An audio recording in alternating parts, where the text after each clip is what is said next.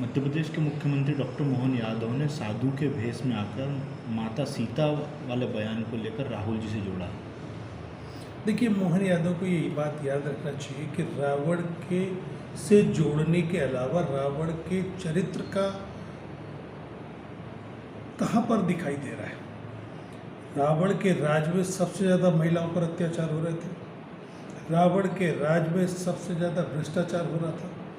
रावण के राज में सबसे ज़्यादा आदिवासियों पर अत्याचार हो रहा था।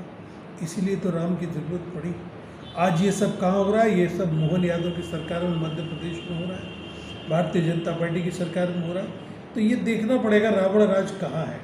कहने से चीज़ें धुल नहीं जाती। भारतीय जनता पार्टी के माथे पर जो कलंक है उसको स्वीकार करना पड़ेगा।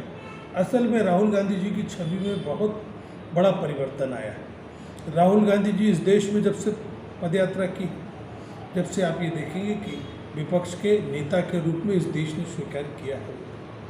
उन्होंने जो बातें रखी थी, बात चाहे जीएसटी की जाए, आखिर सरकार को वो संशोधन करना पड़ा।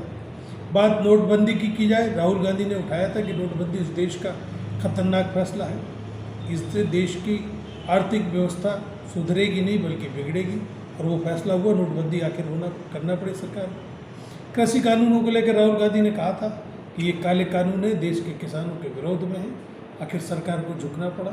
और अब जाति जनगणना की बात की जाए, सरकार कहीं ना कहीं हर मुद्दे पर राहुल गांधी की बातों को मानने के लिए मजबूर हो रही है। ये पीड़ा सरकार को और मोहन यादव को है, इसलिए इस तरह के प्रयास करने के काम मोहन यादव जी कर रहे हैं।